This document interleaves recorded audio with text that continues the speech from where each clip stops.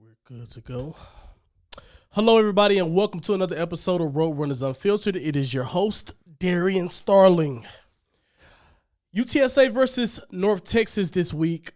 Huge rivalry. We have had some close games and some epic battles against North Texas over the years. And, yeah, we got them again this weekend. I'm going to kind of roll into it because this is going to be a big game, folks. I think this is going to be it's going to give us a clear view of where UTSA football is at this particular point in time. You know, this is not going to be a team that we can just walk in and roll over. I don't care what their record says. They are a very good football team. I know they are 3-5 right now. There are some things that are really, really good about what they bring to the table, and there's also some things that they're going to have to clean up if they want to, take any more steps forward. But make no mistake about it, they are going to be a tough test come this weekend. So we're gonna have to be ready. So I want to roll into a little bit about what we're up against with North Texas, just to give you guys a little bit of a preview of sort of what I'm talking about. So as a lot of you guys may know, they're 3-5 right now. 1 second. Hello, everybody, and welcome to another.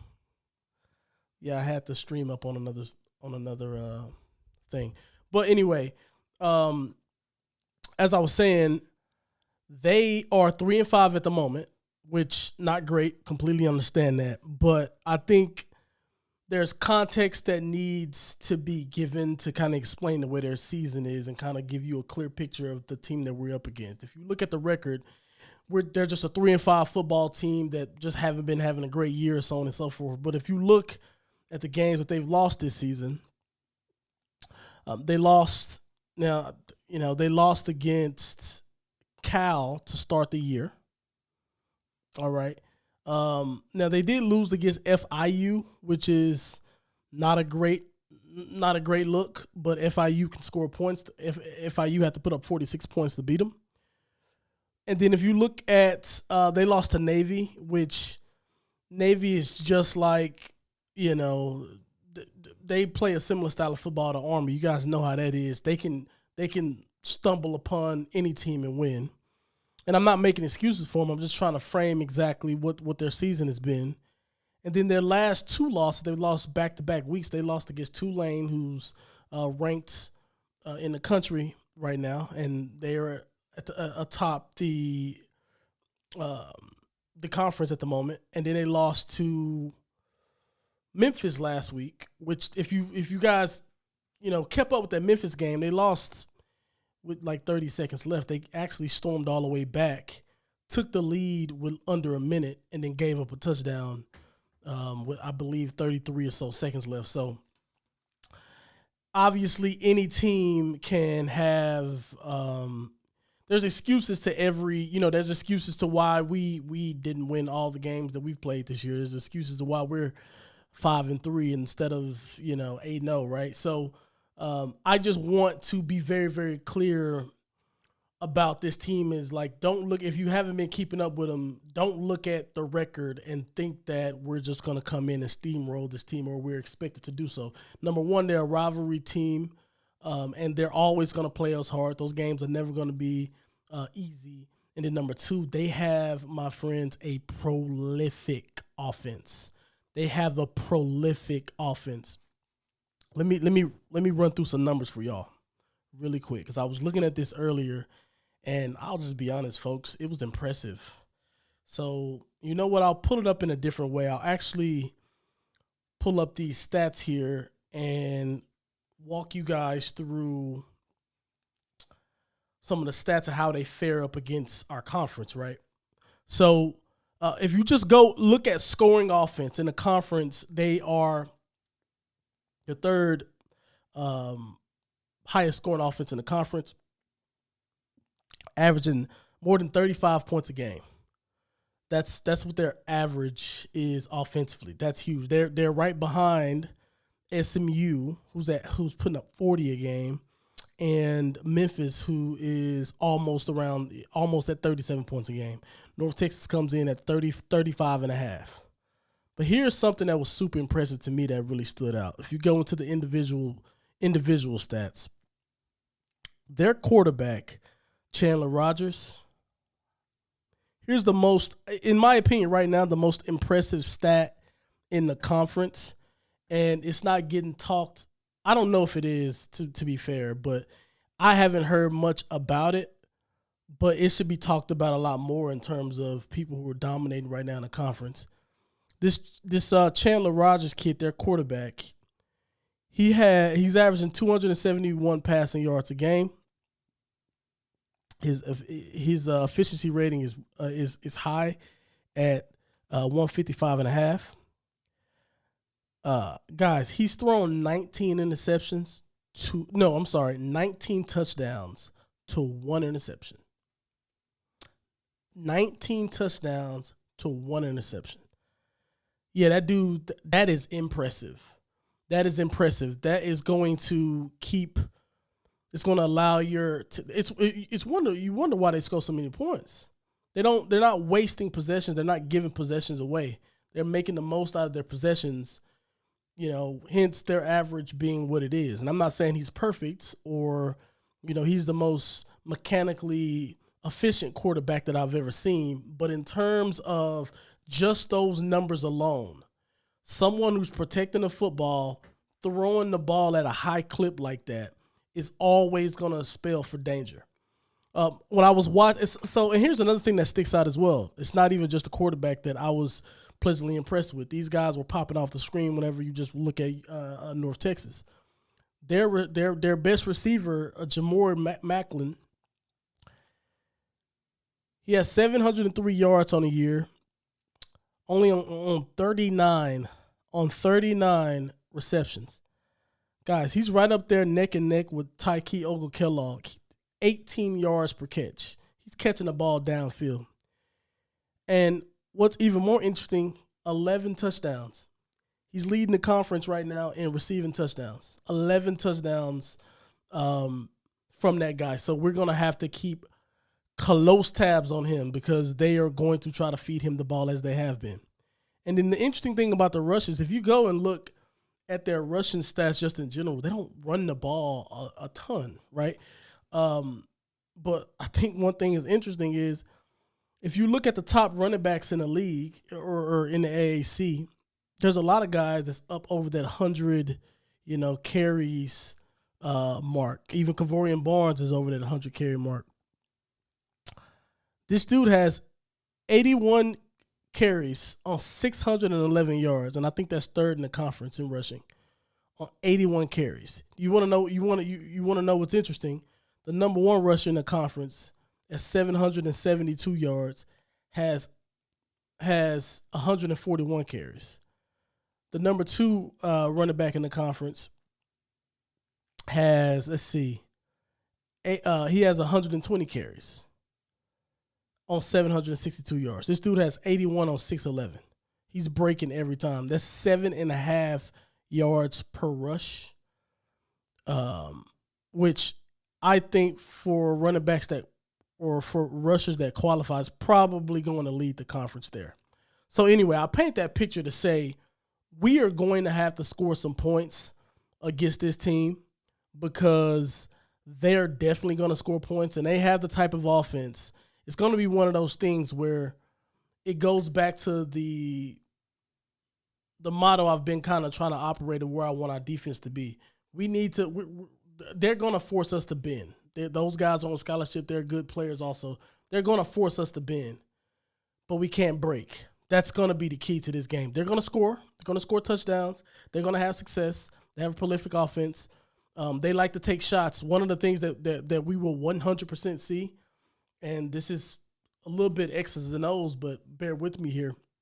One thing they really like to do is whenever teams play zones, they like to sneak receivers right behind the linebackers. And that quarterback is great at throwing right over the linebacker's head and finding a pocket of space. One of their favorite plays they like to do once they get past the 50-yard line, they like to line up. They like to do a 3-by-1 set. That's 3 receivers on one side, 1 receiver on the other. But on the boundary side, which is the short side of the field, they like to crowd 3 receivers there. Excuse me. They like to crowd 3 receivers there, especially if they're getting a zone look. They'll crowd 3 receivers on this side and run goes, and they'll just run into the seams, find the holes, and the quarterback is good at delivering the passes, around linebackers, in front of safeties, and things like that. Just something we're gonna have to watch from. They can scheme up things really well. They also do some of the things that we did to ECU last week. Whenever I was talking about, for those of you who watched the recap, on those plays where we were wheeling up the sideline, we hit Cephas on it, we hit 88 on it as well, and then we ran the outside receiver on a post directly at that safety. They like to do that stuff too. So we are going to have to be smart about playing man. We're going to have to be smart about playing zones. Our linebackers are going to have to get depth. They're going to have their head on the swivel because they can kill you with if they're efficient on those plays, man. I watched some of that stuff. I respect their offense. I'll get to their defense in a second. Twain, I'm gonna go through all the things, but I got a beer too, baby. Yeah, let's do it. I know this is like a low carb light beer, but yeah, I got you. I'm with you. But I'll read off some of the comments in the chat here. Twain55 says, "What are your opinions on the rivalry between UTSA and UNT?" Yeah, it's a good one. I don't know how much hate. I don't know how much or I guess I don't pay attention to like the banter back and forth on Twitter and things like that. But the games themselves have been really good over the years. We've won some, we've won some very close ones. They've beat us on some miracle stuff as well. So, yeah, I think it's cool. I think it's good. I just want us to be the winners of that rivalry more times than not. Next question is, what is your favorite memory from your time as a Roadrunner football player? Ooh, that's a good one, man. I have a couple. So I'll go. There's so many. I'll say my first one. I'm gonna be a little bit selfish because it's an individual one. I had one of my main goals coming into the program and starting the program was to catch the first interception of program history. And I was able to do that, and that was super, super fulfilling for me. That was something that I wanted to do. I had that goal set. I wrote that in books and notes. I would tell my folks and stuff like that, and I just remember, being in the corners room, and it was that coach was kind of motivating us. Who's going to get the first pick? Who's going to get the first pick? So that anyway, getting that was one of my favorite times. I think just being out there the first game ever and playing in front of 56,000 people, just being under the lights, being able to feed off that energy is something that listen. There are people who are gonna play or who've played in front of bigger crowds, but I think for the people who were on the field and in the program and on the team that day and playing that first game, that's just going to be a memory that's going to stick with folks forever. It just is. It was so electrifying coming out the tunnel, and the dome is rocking, just looking all the way up. I couldn't believe it was that many people there. It was nuts. It was insane. So that would be probably the second one. And then I think probably beating U of H when they opened up their new stadium my senior year was really nice. Those are some of my favorite memories, man. And then just obviously hanging out with the guys and stuff like that and building that camaraderie with the teammates. There's a ton of memories that I wouldn't even have time to get into, but those are 3 related to football that I can think of right off the top of my head. Tony says the team that wants it the most will win Saturday. Yeah, that's true. But the team who is more efficient in handling the ball, the team's defense who actually steps up. I'm gonna get into the defense in a second after I go through some of these comments. But the team's defense. Well, I'll get to it in a second. Seth says UNT is desperate and we have not won over there in 6 years. Yeah, it's been is that true? Probably is. Yeah, I mean, they are desperate. They're desperate for a win, and they know that they're right there. That's why I'm a little nervous coming into this game. They're close. UTSA cannot come out slow. Frank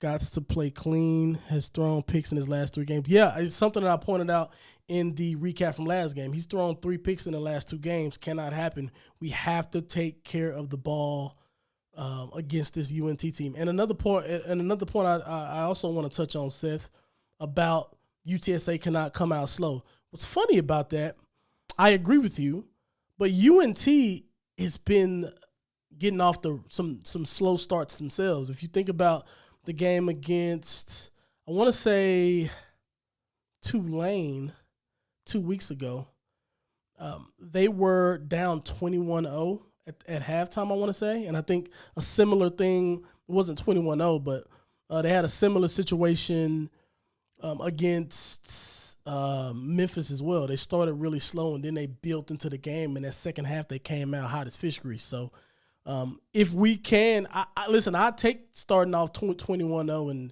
and having them try to rally back. But yeah, I'll take that 100%. It's Rab says the only rivalry UTSA has in Denton is the weather. That's true. Bro, I played there. I forget I think it was the 2014 or 2013 season. Whatever season that was. I think it was 2013 season. Dude, it was cold.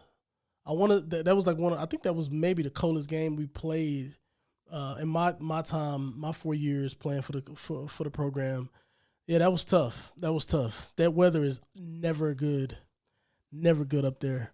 And not UTSA, Robert. UTSA is too young to have one at this point, and they're heading to bigger and better things. I think it's fair to call this a rivalry. I mean, how long are we gonna wait? I think it's fair. Just me though. Anybody drinking a beer with you? Already done that one. Pioneer, UNT's number ones are solid. We have to wear them down over 4 quarters. Absolutely. We have to wear them down, but one other thing, too, that pops up in my head, there was one thing I touched on in the recap after East Carolina.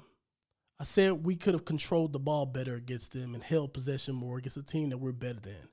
And that means putting together some of those long drives and just holding on to the ball a bit so the defense can get a rest. In my opinion, that is going to be a huge, just a huge thing we need to focus on in this particular game. This could dictate, because here's the thing, we need to keep that offense off the field as much as possible. Dude, they're good. That's just what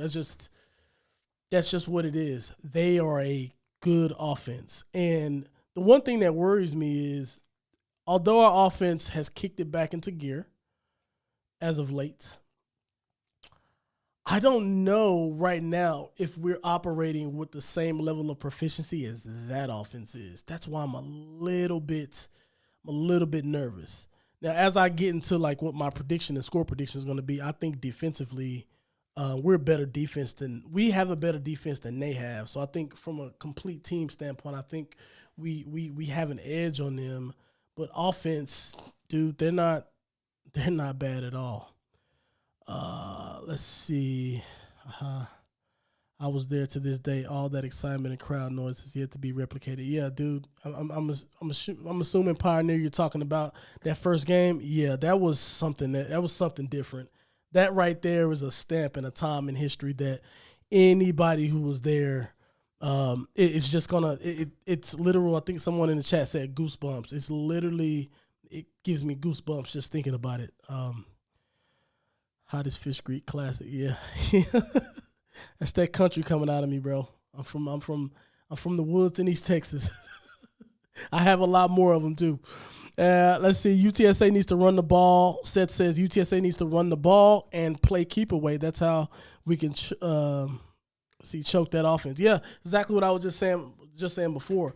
We have to be able to control the clock, control the ball, keep that offense on the side. Our defense is going to need rest, and that's something that controlling the clock, the offense can do us a lot of help. So I like us to slow down the tempo a little bit, not rush to the line so fast. Let's run that clock down as much as we can before we hike that ball and just try to play keep away a bit, especially if we start to get a lead. If we start to get a lead on them, then it'll be great for us to put together some long, sustained drives in those drives with kicks and kind of go forward there. But I've read through all the comments. You guys keep commenting. I appreciate those. I want to talk about the defensive side of the ball because I think that right there is going to dictate who wins and loses this game. I think if our defense shows up, and like I said, they are going to give up points. So I expect them to go in, and I expect UNT to score 30 plus points. I just expect it. And this is going to sound weird, but like if we were to hold them to like a 28 or 31, that's good considering how good this offense is. If I'm just being completely honest, here's what I'll say. I'll take that. I won't necessarily say it's good, but I'll take that. I'll take that type of performance because that their offense is a problem. I think whoever defense can hold up a little bit more is going to really dictate things. Here's what I'll say. Their defense is not great. They don't stop anything relatively well. And I'll actually take a look at some stats right here just to make sure I'm not tripping. But yeah, defensively, they're not. They're at the bottom. They're the third worst defense in the conference. Well, no, that's against sacks. Excuse me, that's not yards. That's sacks. So this is my first time using these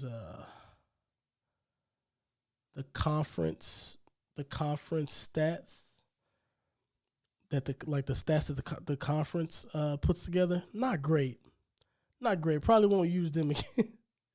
But because they don't have the no they do. This is totally my fault. Yeah, but no, I was correct on my first thought. They're the third worst defense in the conference. So like I said before, they average 35 points on offense is what they put up.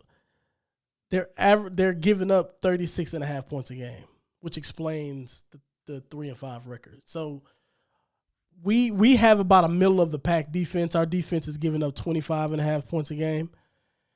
So, that right there is the difference, I think. That right there is the difference. If our defense should be the reason we win this game, especially if we can force some takeaways, it'd be great to pick off this quarterback. I love it. Let's pick him off. He only has one. Let's pick him off a couple times. They can be loose with the ball, the skill players. They've had some guys fumble the ball. They've had some mishandled snaps. They've had the running back fumble here or there. So, they're not immune to turning over the ball. We're just going to have to be opportunistic whenever we get those chances and windows and openings to take advantage of some of their mistakes, right? That's something that our defense historically has been really good at. If you make a mistake against our defense, we typically punish you. We've been showing in recent weeks, we've been taking the ball away a bit more, and I think that's obviously important. And I think it's going to be even more important in this game. So we'll see. I'll tell you this: we are going to have some opportunities to throw the ball downfield against this team. I also think that our running backs, which is something I'm looking forward to. I think our running backs should be fine. Here. In terms of they should have good games. They all should have good games. So if we go on scoring, they're the third worst defense, right? But if you go on total yardage, they are absolutely the worst defense in the conference. They're giving up 475 yards on average per game. they can't stop anything. They can't. They've given up 2,053 rushing yards. This is why I'm saying that our running backs should have a big game. Listen, the next closest team to that is Temple at 1,652. So they're about 350 or so yards. The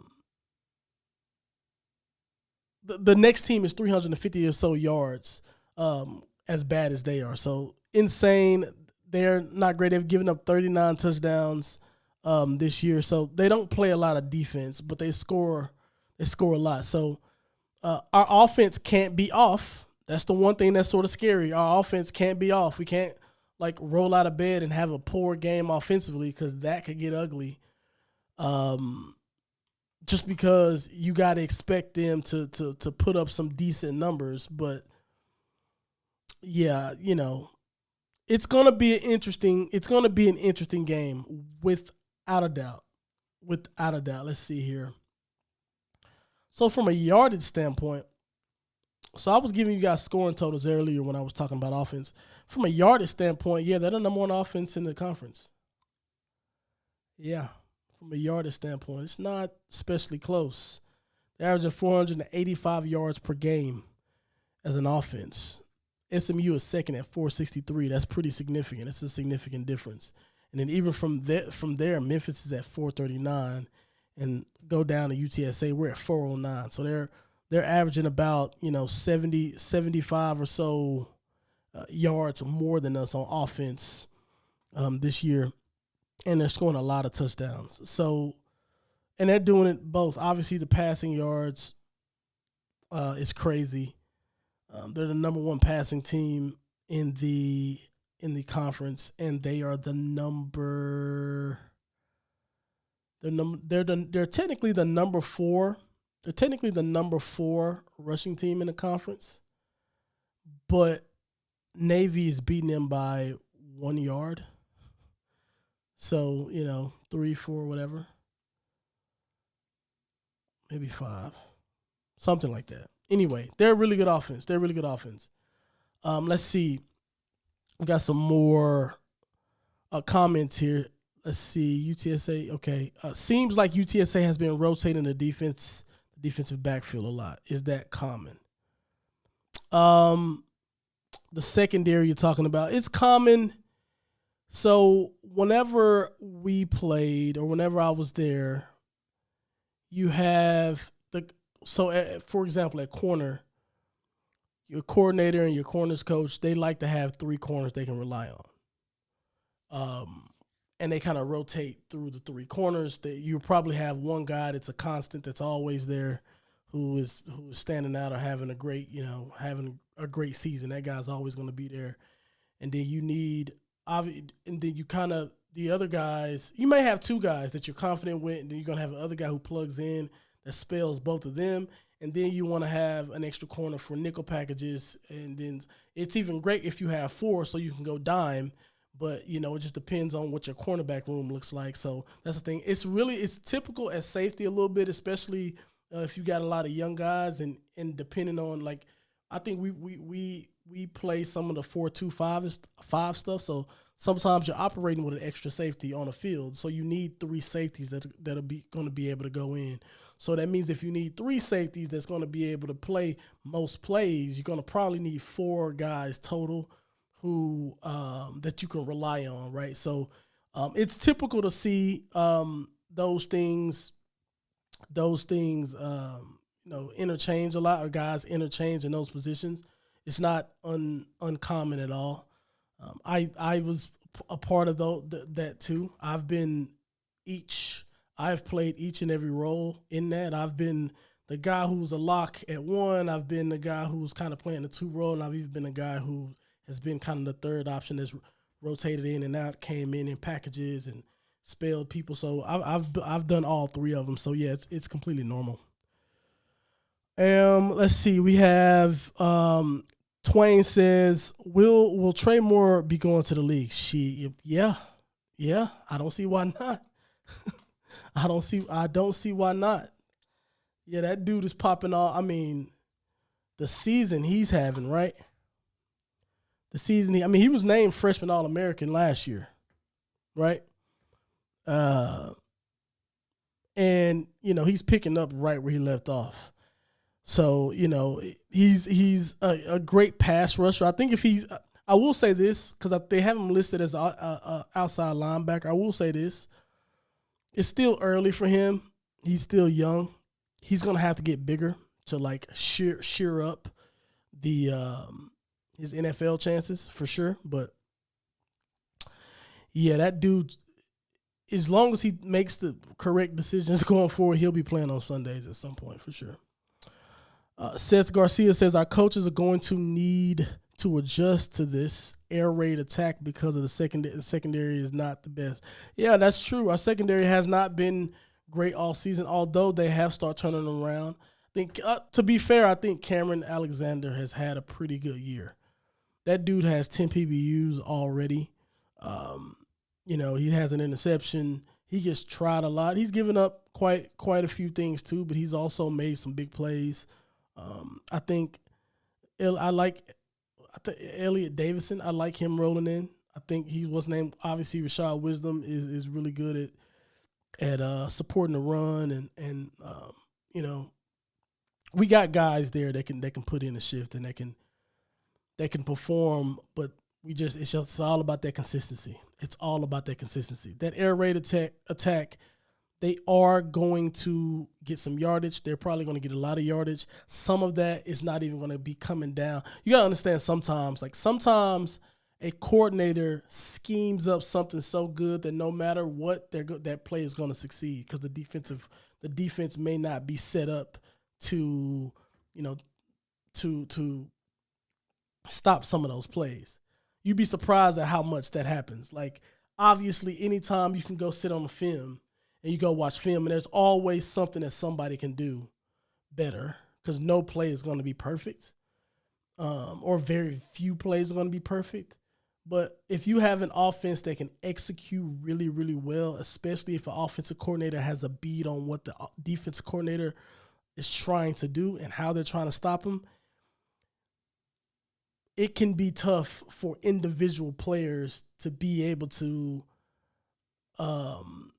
mask some of the issues between the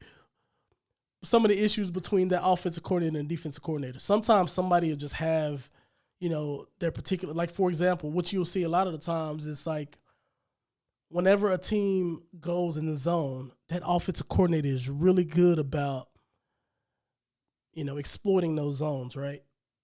And then whenever the defensive coordinator switches to man or some sort of a match coverage, that might be the counter that the offensive coordinator is not prepared for. So, like, it's just a constant chess battle.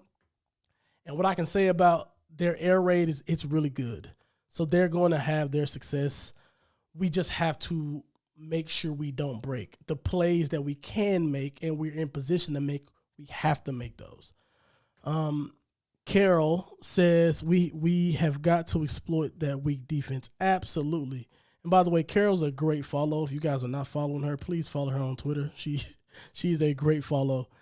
Thanks for chiming in today, Carol. But yeah, we got to exploit that weak defense 1,000%, 100%. We have to. And I think we will. Our defense just has to, bend less than that.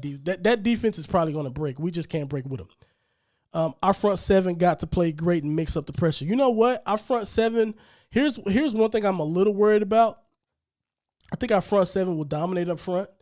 What I'm worried about is two things. Number one, I'm worried about them getting the ball out fast and not allowing our front seven to really, really rush the passer. That's something I'm worried about, especially if we're playing zones and stuff like that. They'll get that ball out quick, and then it doesn't allow our front seven to it won't allow our front seven to really get into the game. I'm also worried about this too, and this is really if you look at North Texas's if you look at their running game, here's why their running game is so good. They have this amazing air raid, right? And you expect to have to defend against the pass all the time, right? Well, the problem here is They do have a really talented running back who's good in open field. He breaks tackles and he has some nice speed. What they'll do is they just throw, and now the front seven and the defensive line are not so concerned about the run because they're not having to play the run much. Now their ears are peeled back because they are now going after the quarterback, and they're just ready to pass rush. And they do these sort of delayed handoffs sometimes to get our pass rushers up the field, and they just hand the ball off, and as soon as their running back gets it, he's at the second level. That's why they're so good. That's why they've popped. If you just go back and look at the games where or the running back and all the big runs he's had, it's because of that. They've thrown the ball so much that, boom, when they do run it, the defensive line is just up the field already trying to go after the quarterback, and they're not even realizing the running back is running right past them. So, they do need to mix up the pressure 100%. Pioneer Don Harris is going to spike the ball if UNT win. This might not happen. Yes, it cannot happen. Yeah, it cannot happen. Our OC got moved to the press box. It seemed to have helped. I don't understand why coordinators, well, especially offensive coordinators. I would say defensive coordinators too. If I was a coordinator, I'm always in the press box. You got to be able to see the whole field. You need the aerial view. You need to see the whole field. You need to be able to pick up on certain things that you're not be able to pick up on the field. It's easier to be way up there because now you can plug and play. You can tell a receiver, hey, on this particular look, you need to, cut your split down a little bit because, this backer is taking two steps to his left before he gets his eyes in the right place or something like that, right? Like I just always feel like you need that aerial view. I understand being down there and being on the sidelines. You get to be face to face with your players, and it's really good for motivating and all that type of stuff. I was all like for example, I think when I was my first couple years, and it kind of was mixed a little bit, but I felt more confident in my coach as a corner. I wanted my corners coach. I'd rather them be in the press box than on the sideline. On the sideline, it's just a different style of coach, right? Like whenever they are on the sideline, they're more motivational than being able to see everything that you want them to see. So the feedback is a little different in terms of where we need to line up, what looks are we getting, so on and so forth. I'd rather them be to me anyway, for me, it felt better whenever they were in the press box and things that we practice on and things that we looked at on film prior to the game. I like them being able to see it from up there and then us getting on the phone and talking to them and they're saying, hey, cut your split down a little bit. Read the quarterback out in the first two steps because he has a tail whenever he's going short versus where he's going long, things like that. You don't really get that. You get that secondhand stuff whenever that your personal coach is right there, and that's cool. But it's just not the same. So anyway, I know I'm ranting a little bit about this whole press box thing, but I prefer coordinators to be in the press box 1,000%. 1,000%. Let the other guys motivate. Let the position coaches and stuff motivate and rah and all of that stuff. I like my coordinators up there seeing things from the sky, calling down and then moving us. Because to me, that's more playing chess. You're really playing chess now. If you got the coordinators on the opposing team are all in the skybox, there's no way to prove any of this, but I would guess that the coordinators who are in the press box are probably more successful when their opponents' coordinators are on the sideline. That could be debunked, but I'm just telling you what I prefer. Let's see. We got Seth Garcia says, I would put Barnes at 2 and Henry at the 1. You know what? That's interesting. Here's what I'll say to that. And this was brought up before, and I think some folks have been saying this. I don't disagree with the logic there. Here's what I'll say. I don't even consider them ones and twos anymore. If I'm honest, I don't see them ones and twos. I see them as it's a running back by committee. I'll just say this. I would want Barnes to touch the ball. I still want him to get his carries, but I like to see all of them touch the ball around the same. I don't care who touches. I don't care who starts. I can care less. I just know that Henry has a nose for the end zone. He is explosive, and he needs to be heavily involved in the offensive plans, especially this week, 100%. In terms of Barnes, yeah, he's not having the season that he had last year. I don't know why. Things are just different. Sometimes you're feeling it, sometimes you're not. But yeah, his season hasn't been bad, but it hasn't been to the standard that I think he set last year. And we have a chance to see somebody else, and they're doing damn good. So, I'd rather see all of them touch the ball. I like Rocco Griffin as well.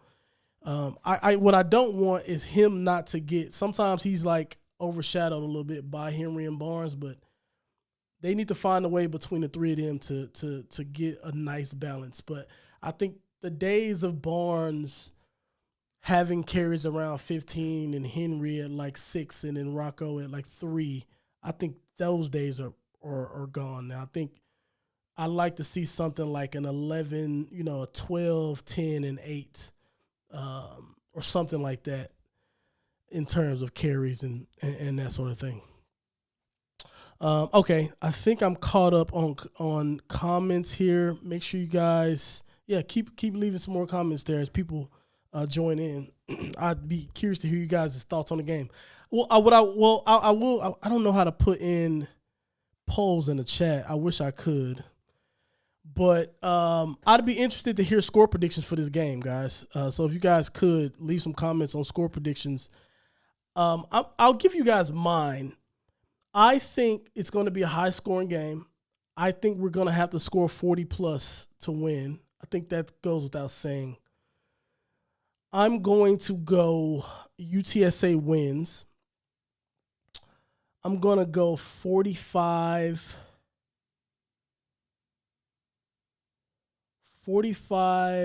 to 34. I think it's going to be a tough game. It's going to be cold. It's going to be uncomfortable. But I think our defense is going to bend, and me saying that we're going to give up 34 points is us bending. But I actually think that'd be a relatively good performance, from our defense and what our defense has shown this year. And 45 points, I feel like you can. It's weird because I never want to say we're going to go out and score 50, but I do kind of think we should score 50. If there's a team that we'd score 50 points against this year, it'd be this one. But I don't ever want to just say 50 points is so hard to score. I don't care who you're playing. It's hard to say that. But if we were to have a game like that, I think it'll be this one. But I think we score quite a bit. I'm going to go 45-34. I think North Texas will put up a fight. But ultimately, I think our defense will make some plays. And you know what? Bold prediction here. I think we pick off the quarterback. I think we do it. I think we give him his second interception of the year. That 19-1 ratio was insane. It's like Chris Paul and his crazy assist to turnover ratio. Like his touchdown to turnover ratio to interception ratio was insane. 19-1, that is impressive. But I think we do it. I think, and to be honest, whenever I think about the game, here's what I'll say. And I want to go to just UTSA and look at our schedule really quick. If you think about the way our season has went, all right, we had a rough start to the season. Obviously, we started 1-3. Non-conference did not go well for us. So, we started out of Houston, underwhelming performance. We lose that game. We had an underwhelming performance against Texas State, to be honest, even though we beat them. Obviously, disappointing to lose to Army. Tennessee, I think we knew we were fighting uphill, but we thought we'd put up a fight. At least I did. I thought we put up a fight against Tennessee. Not great performance. But then we go and play Temple, which you can make the case that wasn't the greatest performance either, because they shouldn't have put up 34 points against us. I think we were all frustrated at the way our defense played that game. But that right there showed a return of our offensive proficiency. Frank came back healthy, looked good. They put up 49 points. And we needed a game like that. Think about it. 1-3 in non-conference. We needed a game against a team that we were clearly better than to build some confidence and momentum.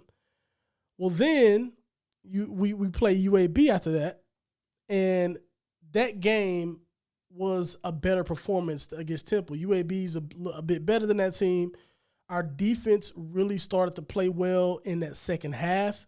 They only gave up, I think, 7 points in that second half, and they pitched a shutout in the fourth quarter. While we won that by 21 points, but the game was still a contest. We didn't run away and just sit on the lead. We still had to see that game through. But you can see what I'm saying? Like, we go to Temple, and then we have a little bit of a better team in UAB, right? And then we go from UAB, and then we play FAU, which, is they're about the same, but you can make the case that was a little bit of a move up in terms of competition. And then we play East Carolina, who wasn't really a move up in competition, but it's just another game to build some of that confidence. But now this part of the schedule is where it gets tough. North Texas is going to be a tough game. Rice is going to be a tough game. South Florida, I don't want to jinx anything, but South Florida is probably the easiest game that we have left on our schedule right now. And I think that's perfect going into the Tulane. So I think these next 2 weeks are going to be crazy. Could you imagine going into Tulane at 7 straight wins? Oh, that would be massive. That would be massive going into that game with 7 straight wins. But this North Texas team is going to test us a ton, and it's just another step up in competition. Now that we've built some momentum, our offense is starting to click. Defensively, we're starting to make plays, and we're starting to really show ourselves, and we're starting to put together almost complete games. Now this is going to be our first one where it's going to be important for both sides of the ball to show up. The offense has to score a lot of points. The defense has to do something to put somewhat of a muzzle over this super high-powered offense. And then Rice is going to be – so anyway, what I'm trying to say is, like, the schedule started out really tough. We had some games that were, on the easier side in terms of us being the most talented and being favored to win, that it's kind of gotten us into this position of where we can build some confidence back up. And now the competition level is about to arise again. So it's like, okay, now that you got your stuff together, how are we going to fare up against these teams? And that's why I sort of like this North Texas game, because I do think we should win the game 100%. We should win that game. But it's not going to be easy, and I think it's the perfect test to get us prepared for Rice. And that Rice game will be a perfect test to get us prepared for a Tulane. So I'm liking the way I have an optimistic feeling about what the rest of the season is going to look like. We obviously have to get through this weekend, but, I think the schedule is working in our favor, and it's working in our favor in terms of if we're going to make a title run, this is how we would want it. Tough non-conference. We start conference play, with favorable competition, and then we build into the better teams toward the end. I like that personally. I think we're well positioned. Okay, let's check out some more of these comments. Let's see. We got Carol says, "I like that running back by committee 100%." Yeah, me too. Let's spread the ball around and give all these guys an opportunity. They're all talented, 100%. Twain says, "I think our running back rotation creates a beneficial change of play style that challenges the opponent's defense." 1,000%. 1,000%. And as long as we're not like our 3 running backs are similar enough to where when they swap out for each other, you can't tell what's coming, right? Like you have some, like for example, I'm going to use the Cowboys, but the Cowboys of last year, whenever they had Ezekiel Elliott and Tony Pollard. Well, last year, whenever Ezekiel Elliott was in the game, you're expecting a between the tackles run, something inside, a dive, a zone, or something like that, right? When Pollard steps into the game, you sort of expect maybe a pass play, maybe something trickery, maybe something on the outside and something like that, right? But what the unique thing about our running back by committee is they're all sort of the same. So we can run whatever offense we want with all of them in there and not, give away what we're going to do based on personnel when it comes to those three, which is tight to me. Let's see. We have some score predictions. Twain says 34-30. I like that. Seth says 37-30. So you guys think it's going to be close. Okay.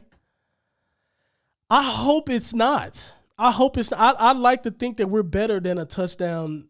We're better than a touchdown. We're a touchdown better than this team, I think. I genuinely think that, even though I know they're going to put up points. And listen, I'll say this. If we hold them to 30 points, I'll be jumping and screaming in happiness, 100%. Slump buster. John T. Slump buster. Elaborate on that. Do you mean that slump buster? I don't know how to interpret that right now. Is this game a slump buster? Comment again so I can get some more context. My man John. Carol says, the D will bend, but they will not break. UTSA 37-34. Whoa. That is very close. I hope y'all are wrong on these close scores. Maybe I'm too optimistic on our chances here. Well, I mean, it's not like I'm picking us to be, 11 points better. You guys are more around 4 to 7 points, which makes sense, or 3 to 7 points, which makes sense. So I think everybody has the necessary fear. We're not scared of them, but the necessary fear. Their team is going to be a challenge. Luis Longoria says 42-24. Okay, I like that. I like that a lot. Listen, if we hold them to 24 points, it's going to be a good day at the office for us. Because I can tell you this, we're going to score in the 40s. I know you. I do like the predictions being relatively conservative, but we should score in the 40s on that defense. Pioneer Rice is good this year. Yeah, I know. I'm not sleeping on Rice at all.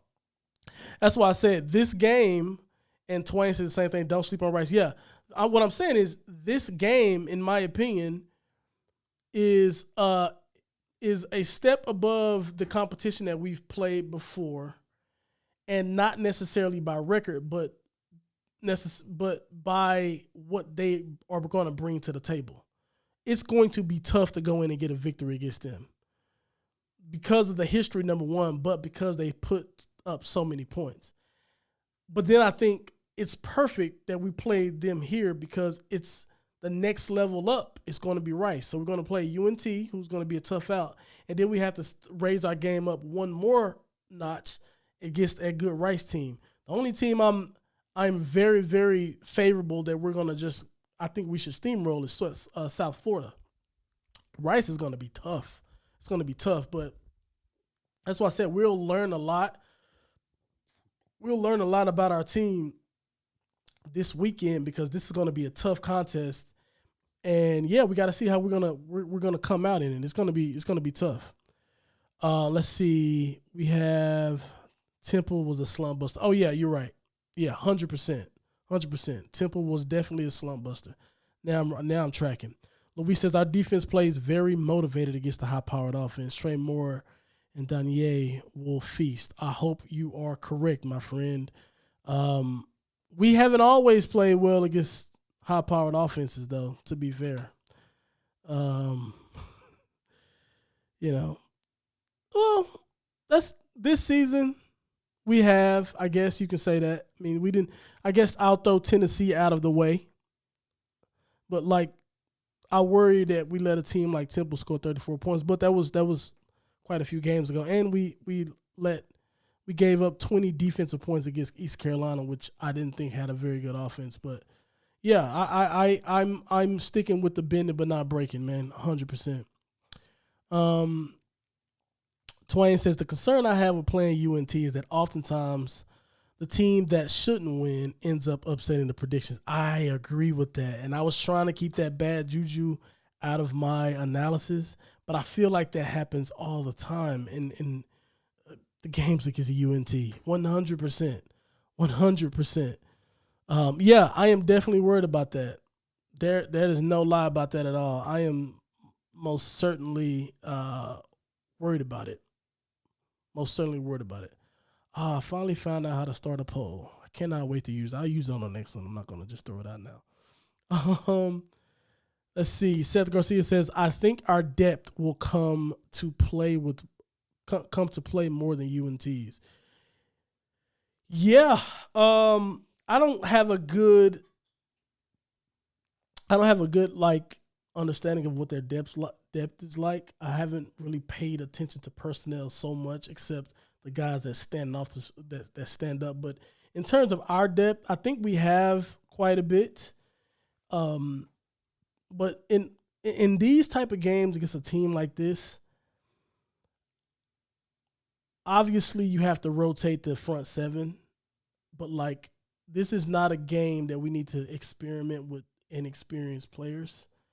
The guys who are in the rotation, we don't need to expand their rotation a bit against this type of team. Those rotations should be a lot tighter now. And since we're at this stage of the season, because the games get a lot more important, and there's a lot of tape. Coaches know who they trust right now, 100%. So I hope that things are a little bit tighter. But our depth could come into play, and if it does, I think we'll probably be the more deeper team. I think roster for roster, we have more talent than them, based on what I've seen put on tape. Let's see. Pioneer says, in a way, our playoff run starts this week and gets more interesting. Oh, 100%. Yeah, if we want to have a chance at winning the conference, which I think we all do, yeah, it 100% starts this week. That's what I mean by like, yeah, we're going to learn a lot about our road runners this weekend, 100%. 100%. Our season almost, I don't want to be like dramatic, but this is like, our season's kind of on the line with this, like, and it's not that like, oh, we'll have a bad season if we lose or something like that. That's not necessarily the thing, but coming off 2 conference titles in Conference USA, like the expectation, or not even the expectation, but the bar has been set higher. The standard is higher. We want to hang banners. That's what we want to do. And I like that us as supporters and fans around that supports UTSA football, I'm glad that we're at a point now to where hanging banners is something that we almost expect, and that we are, in a sense, sort of holding the team, accountable to that. I'm glad that we are there, right? I just remember people talking about whenever we first came, we first joined the thing, people were like, yeah, these guys aren't going to hang a banner 20, 25 years before they hung up a banner. So the fact that we're already there this quick, that we're already like, hey, our playoff run starts now. Yeah, 100%. We can't afford to lose games. We can't afford to make dumb mistakes and things like that. I think our offensive coordinator, to be fair, has been better. I don't know if it's the press box move or whatever, but he's been better as of late. Still some questionable stuff here and there, but I don't want to nitpick. We're scoring 40-plus points every game now, and I will definitely take that. So, yeah, we'll see. Twain says, we need to win out and have bad things happen to Tulane and SMU to make a conference championship. Can somebody so here's the way I feel about that. Like, we just gotta go in and beat Tulane. I don't want to wish bad on them. We gotta go in and whoop their ass. Like, we are UTSA. I can say that we can say that with pride, right? We are UTSA. We got Frank Harris at quarterback. We can beat anybody on any given Saturday. We just got to show up to the dance and play a complete game. And I still think we have not peaked. We haven't peaked yet. We haven't played peak UTSA football yet. And I'm telling you, I'm thinking that I think if things go right, Tulane is going to run into a bulldozer, and they're not going to know what's going to hit them. I'm not going to get ahead of myself and say that we're going to roll over them, because we wouldn't roll over that team. Even if we win, we're not going to roll over that team. At least I don't think we will. It'd be surprised if we did. But what I mean by that is this measured move up, as I've been saying, this measured move up in competition. That to me is going to put us in a position to where whenever we do meet up with Tulane at the end of the season, if we win this weekend, we rise up in competition again and beat Rice, and then we have a game against South Florida to kind of really build upon that confidence. Yo, anything can happen. Anything can happen, and I know who I'm backing whenever we go into that game 1,000%. So, yeah. Pioneer says, yes, sir. We are spoiled UTSA fans, and that's a blessing. Absolutely. It feels good, doesn't it? It feels damn good. It feels good to, expect success. And I think a lot of that rests on the fact that we have an incredible quarterback. But I hope that stays. It needs to stay after Frank leaves. Even when we come into next year, we got a fantastic coach. We have a fantastic coach. A guy that people want to play for, a guy that can recruit. He can scheme up things off. His offensively, we're always very well prepared. The team is always prepared. He shows up. He's accountable. He's out there. He's putting in the shift. He's putting in the work, and I think he has a city that's behind him as well. That expectation. I think he is creating the culture. Like, he is the culture. Like, there's always been this thing of like UTSA doesn't have culture, blah blah blah blah, in terms of with football and stuff like that. Oh, we have it now. These guys with Frank Harris and Joshua Cephas and all of these things, these guys they've built the culture. It's here. And like once Frank leaves, it's not just going to go away, right? It's not just going to go away. We have something now, and that's important because we have a leader that we have. And as long as we get behind them, and as long as the folks keep supporting them, we keep doing podcasts, we keep building that community and stuff like that. The sky's going to be the limit because recruits see all of this stuff. Recruits see all of this, and they want to be a part of it. So, dude, I'm confident. Let's see. We got Seth says, special teams got to pin UNT deep, so they have to play the long field. Absolutely. I miss my man Nick because he was always big on special teams. Like, every time I'm always talking about offense and defense, he would always remind me, hey, special teams. And Seth, you're doing it here. Absolutely. Special team has to be sharp because field position is going to be key. That offense is really good, but if they have to drive the ball 80 yards every single time, that's going to be tough. We can't give them short fields to where they only need 50 yards and 40 yards and things like that. So, yeah, that's a huge point.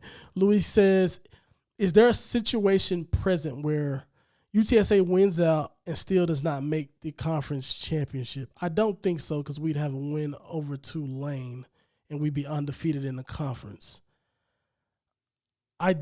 I think that, I don't think so. I could be wrong, but I don't think so. Let's see. John T says, I hope Tulane is still ranked when we play them. That'll get us up. Absolutely. That'll be even. That'll make it even more sweet. And they will. Nobody's beating that team. On that, who do they have next? Even though they should have lost last week, actually, if I'm being honest. So I'm saying nobody will beat that team, and I'm like, yeah, they should have lost to North Texas. Oh, no. They should have lost 2 weeks ago against North Texas. Jeez. I didn't even realize them and Rice, they won. They slipped out against Rice, too. 30-28. Yeah, I think they have Tulsa, FAU. Yeah, they'll beat Tulsa and they'll beat FAU. Yeah, they'll be undefeated. They'll probably be ranked 17, 18 by the time we get to them. We're going to come take that shit. That's how I'm feeling. My man Twain says, Darren, you're rocking this live chat. Well informed, research and prepared. Nice work. Appreciate it, brother. Appreciate it. It does take some time doing this, but you guys are making the live chat. I'm so glad I'm so glad that I've decided to do it this way, because I love doing the preview with all of y'all. It makes it a blast. It makes it fun. And this is how we grow this thing. So this is nice. Let's see. No, Luis. Yeah. Will UNT attempt the fake fair catches? I hope UTSA is ready. That was kind of awesome. Probably they're gonna do something crazy. It wouldn't be North Texas if it wouldn't be North Texas if they didn't. That's what I'll say. Then Twain says Tulane has an easy schedule until us. Yeah, they should. That's why I said they'll be undefeated by the time we get to them, which is fine.